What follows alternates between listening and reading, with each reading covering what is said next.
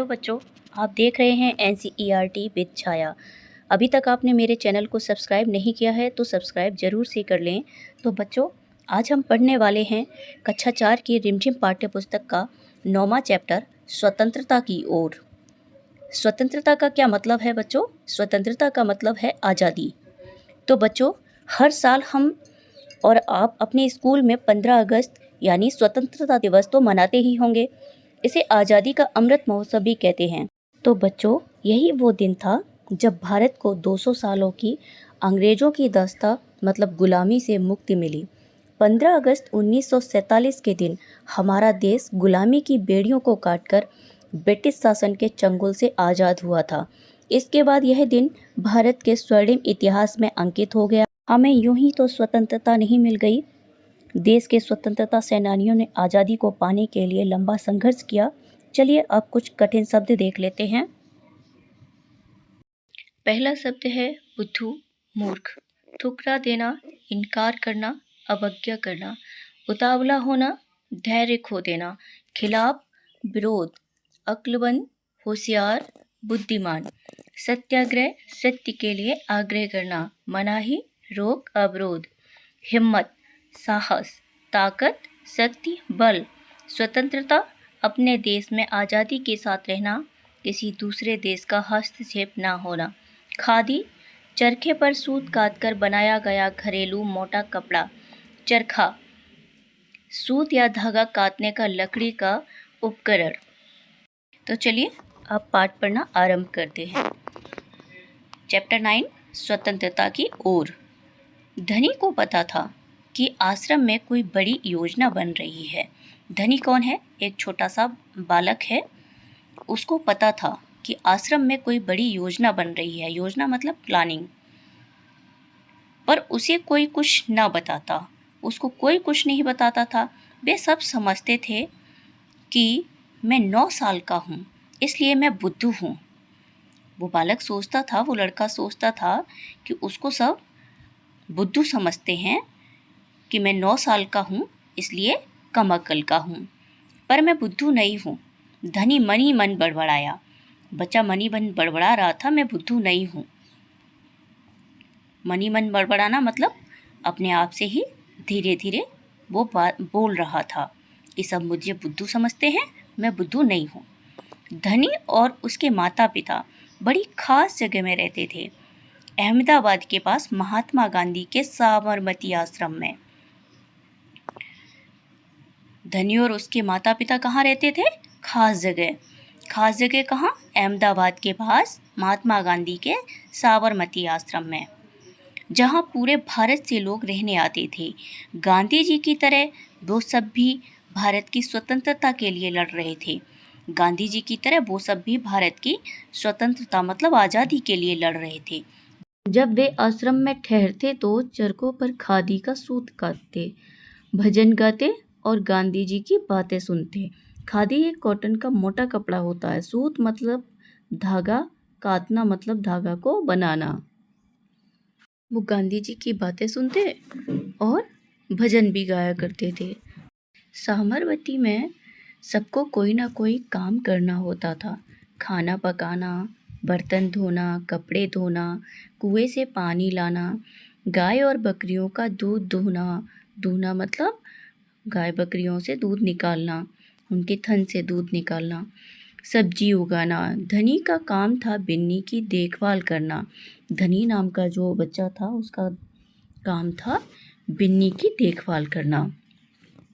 बिन्नी कौन थी? उसकी बकरी का नाम था। बिन्नी आश्रम की एक बकरी थी। धनी को अपना काम पसंद था। धनी को बकरी की देखभाल करना बहुत पसंद था क्योंकि बिन्नी उसकी सबसे अच्छी दोस्त थी। धनी को उससे बातें करना बहुत अच्छा लगता था। उस दिन सुबह धनी बिन्नी को हरी घास खिलाकर उसके बर्तन में पानी डालते हुए बोला, कोई बात जरूर है बिन्नी। वे सब गांधी जी के कमरे में बैठकर बातें करते हैं। कोई योजना बनाई जा रही है, कोई प्लानिंग बनाई जा रही है गांधी जी के कमरे में बैठकर। मैं समझता हूँ। बालक ने, उस लड़के ने अपनी बकरी से बातें की बकरी को बताया। बिन्नी ने घास चबाते हुए सिर हिलाया, जैसे कि वह धनी की बात समझ रही हो। धनी को भूख लगी। कूदती फांदती बिन्नी को लेकर वह रसोई की तरफ चला। उसकी माँ चूल्हा फूंक रही थी और कमरे में धुआं भर रहा था। बिन्नी ने घास चबाते हुए सिर हिलाया, जैसे कि वह धनी नाम के जो बच्चा था उसकी सारी बातें समझ रही हो। तब तक धनी को भूख लगती है। फिर कूदती फांदती हुई उसकी बिन्नी को लेकर वह रसोई की तरफ चला गया। उसकी माँ चूल्हा फूंक रही थी, मतलब चूल्हा जला रही थी, और कमरे में बहुत सारा धुआं भर रखा था। अम्मा, क्या गांधी जी कहीं जा रहे हैं? उसने पूछा। अम्मा मतलब उसने अपनी माँ से पूछा, क्या गांधी जी कहीं जा रहे हैं? खांसते हुए माँ बोली, वे सब यात्रा पर जा रहे हैं। यात्रा? कहाँ जा रहे हैं? धनी ने सवाल किया। धनी ने अपनी माँ से सवाल किया कि यात्रा पर कहाँ जा रहे हैं। माँ ने जवाब दिया, समुद्र के पास कहीं। अब सवाल पूछना बंद करो और जाओ यहाँ से धनी। अम्मा जरा गुस्से से बोली, पहले मुझे खाना पकाने दो। अम्मा ने गुस्से से बोला, अभी यहाँ से धनी जाओ, सवाल पूछना बंद करो, पहले मुझे खाना पकाने दो।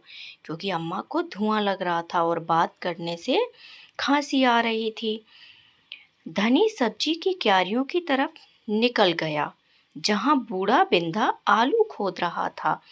अब जो धनी नाम का बच्चा था वो सब्जी की क्यारियों की तरफ निकल गया, जहां पर बूढ़ा बिंदा मतलब एक बिंदा नाम का बूढ़ा व्यक्ति था जो आलू खोद रहा था, जमीन से आलू निकाल रहा था। क्योंकि आश्रम में सभी के काम बटे हुए थे, तो बूढ़ा बिंदा का भी काम था क्यारियों की देखभाल करना, सब्जियों की देखभाल करना। तो आगे क्या लिखा है? बिंदा चाचा, धनी उनके पास बैठ गया। आप भी यात्रा पर जा रहे हो क्या? बिंदा ने सिर हिलाकर मना कर दिया। उसके कुछ बोलने से पहले धनी ने उतावले होकर पूछा, कौन जा रहे हैं? कहाँ जा रहे हैं? क्या हो रहा है? बिंदा चाचा से पूछा। धनी उसके पास बैठ गया और बिंदा चाचा से पूछा, आप भी यात्रा पर जा रहे हो क्या? बिंदा ने सिर हिलाकर मना कर दिया। उसके कुछ बोलने से पहले धनी ने उतावले होकर पूछा। उतावला होना मतलब उससे सब्र नहीं हो रहा था और वो जल्दी से जानना चाह रहा था कि कौन जा रहे हैं, कहाँ जा रहे हैं, क्या हो रहा है। इस तरह से धनी जल्दी जल्दी पूछने लगा। बिंदा ने खोदना रोक दिया और कहा, तुम्हारे सब सवालों के जवाब दूंगा, पर पहले इस बकरी को बांधो, मेरा सारा पालक चबा रही है। बिंदा चाचा जो थे उन्होंने आलू खोदना बंद कर दिया और उस धनी को बोला, तुम्हारे सारे सवालों का जवाब दूंगा, पहले इस अपनी बकरी को बांध लो, इस मेरा सारा पालक खाए जा रही है। धनी बिन्नी को खींच कर ले गया और पास के नींबू के पेड़ से बांध दिया। धनी ने अपनी बकरी को खींचा और पास में नींबू का पेड़ था उससे बांध दिया। फिर बिंदा ने उसे यात्रा के बारे में बताया। फिर बिंदा चाचा ने धनी को यात्रा के बारे में बताया। गांधी जी और उनके कुछ साथी गुजरात में पैदल चलते हुए मतलब बिना किसी वाहन के चलते हुए दांडी नाम की जगह पर समुद्र के पास पहुंचे। गांवों और शहरों से होते हुए पूरा महीना चलेंगे। दांडी पहुंचकर वे नमक बनाएंगे। नमक? धनी चौंक कर उठ बैठा। नमक क्यों बनाएंगे? वह तो किसी भी दुकान से खरीदा जा सकता है। हाँ मुझे मालूम है, बिंदा हंसा, पर महात्मा जी की एक योजना है, यह तो तुम्हें पता ही है। महात्मा गांधी मतलब महात्मा जी की मतलब महात्मा गांधी जी, यह तो तुम्हें पता ही है कि वह किसी बात के विरोध में ही यात्रा करते हैं या जुलूस निकालते हैं, है ना? जुलूस मतलब बहुत सारे लोग पद यात्रा करते हैं, एक साथ जन यात्रा करते हैं और नारेबाजी करते हैं किसी के विरोध में। आगे क्या लिखा है? हाँ बिल्कुल सही, मैं जानता हूँ ये ब्रिटिश सरकार के खिलाफ सत्याग्रह के जुलूस निकालते हैं। जिससे कि उनके खिलाफ लड़ सकें। सत्याग्रह मतलब सत्य के लिए आग्रह करते हैं और जुलूस निकालते हैं, जन यात्रा, पद यात्रा निकालते हैं उनके खिलाफ, ताकि उनके खिलाफ लड़ सकें और भारत स्वतंत्र हो जाए। पर नमक को लेकर विरोध क्यों कर रहे हैं? यह तो समझदारी वाली बात नहीं है। बिल्कुल धनी, क्या तुम्हें पता है कि हमें नमक पर कर देना पड़ता है? कर देना पड़ता है मतलब हमें टैक्स देना पड़ता है। अच्छा, धनी हैरान रह गया। उसने आश्चर्य से देखा। हैरान होना मतलब आश्चर्यचकित हो गया वो। नमक की जरूरत सभी को है। इसका मतलब है कि हर भारतवासी, गरीब से गरीब भी यह कर देता है। बिंदा चाचा ने आगे समझाया, लेकिन यह तो सरासर अन्याय है। धनी की आंखों में गुस्सा था। धनी को बहुत तेज गुस्सा आ रहा था। हाँ, यह अन्याय है। इतना ही नहीं, भारतीय लोगों को नमक बनाने की मनाही है। महात्मा जी ने ब्रिटिश सरकार को कर हटाने को कहा, पर उन्होंने यह बात ठुकरा दी, मतलब मानने से इनकार कर दिया। इसलिए उन्होंने तय किया है कि वो दांडी चल कर जाएंगे और समुद्र के पानी से नमक बनाएंगे। 1 महीने तक पैदल चलेंगे। धनी सोचकर परेशान हो रहा था। गांधी जी तो थक जाएंगे, महात्मा गांधी जी, वो बहुत थक जाएंगे। वे दांडी बस या ट्रेन से क्यों नहीं जा सकते? क्योंकि यदि वे इस लंबी यात्रा पर दांडी तक पैदल जाएंगे तो यह खबर फैलेगी, अखबारों में फोटो छपेगी, रेडियो पर रिपोर्ट जाएगी और पूरी दुनिया के लोग यह जान जाएंगे कि हम अपनी स्वतंत्रता के लिए लड़ रहे हैं, मतलब आज़ादी के लिए लड़ रहे हैं। और ब्रिटिश सरकार के लिए यह बड़ी शर्म की बात होगी। गांधी जी बड़े ही अक्लमंद हैं, है ना? धनी की आंखें चमकी। गांधी जी अक्लमंद हैं मतलब काफी बुद्धिमान हैं। आंखें चमकी मतलब अत्यधिक प्रसन्न हो जाना। बिंदा ने हंसकर कहा, हाँ, वह तो है ही। दोपहर को जब आश्रम में थोड़ी शांति छाई, धनी अपने पिता को ढूंढने निकला। वह एक पेड़ के नीचे बैठकर चरखा काट रहे थे। दोपहर को थोड़ी सी शांति हुई, तब धनी अपने पिता को ढूंढने के लिए निकला तो उसके पिता एक पेड़ के नीचे बैठकर चरखा काट रहे थे। पिताजी, क्या आप और अम्मा दांडी यात्रा पर जा रहे हैं? धनी ने सीधे काम की बात पूछी। धनी ने इधर उधर की बात नहीं की, सीधा काम की बात पूछी। जो उसको जानना था वही पूछ लिया सीधा सीधा। मैं जा रहा हूँ, तुम और अम्मा यहीं रहोगे? मैं भी आपके साथ चल रहा हूँ। बेकार की बातें मत करो धनी, तुम इतना लंबा नहीं चल पाओगे। आश्रम के नौजवान ही जा रहे हैं। धनी ने हट पकड़ ली। मैं तो 9 साल का हूँ, मैं आपसे तेज दौड़ सकता हूँ। धनी के पिता ने मना किया तो धनी ने हट पकड़ ली कि मैं 9 साल का हूँ, मतलब जिद पकड़ ली कि मैं 9 साल का हूँ, मैं आपसे तेज दौड़ता हूँ।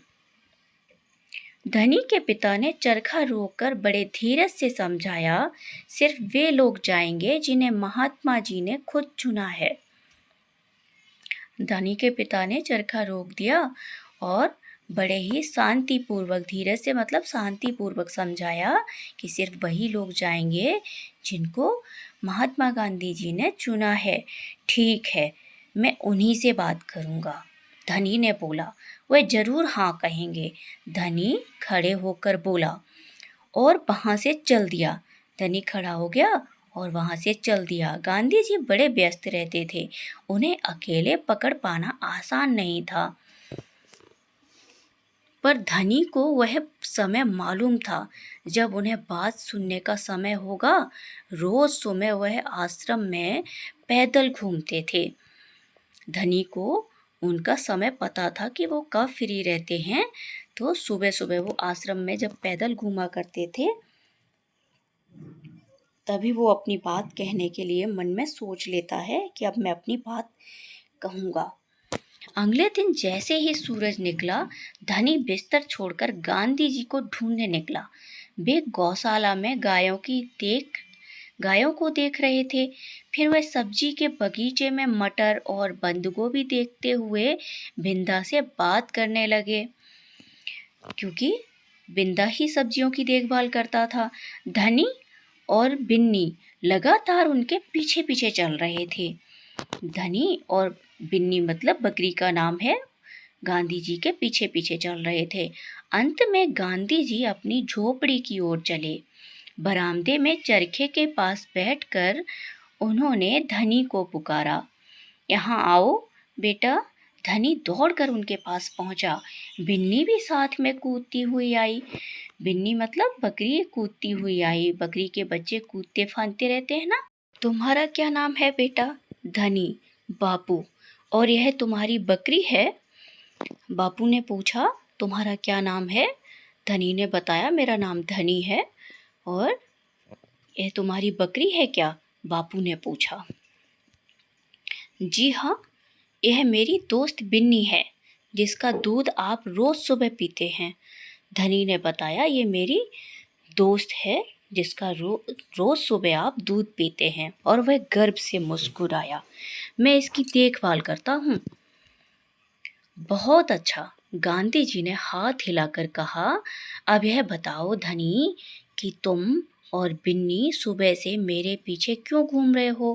गांधी जी ने उससे पूछा, तुम और तुम्हारी बिन्नी सुबह से मेरे पीछे क्यों घूम रहे हो? मैं आपसे कुछ पूछना चाहता हूँ, धनी ने बोला। धनी थोड़ा सा घबराकर बोला, क्या मैं आपके साथ दांडी चल सकता हूँ? हिम्मत करके उसने कह डाला, मतलब साहस जुटाकर उसने कह डाला। गांधी जी मुस्कुराए।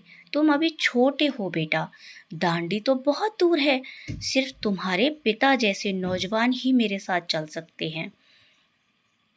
गांधी जी मुस्कुराए और उन्होंने बोला, तुम अभी बहुत छोटे हो, सिर्फ तुम्हारे पिता जैसे नौजवान मतलब युवा ही मेरे साथ चल सकते हैं।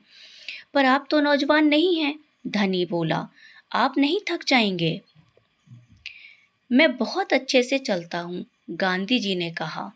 मैं भी बहुत अच्छे से चलता हूँ। धनी भी अड़ गया, मतलब जिद पर अड़ गया।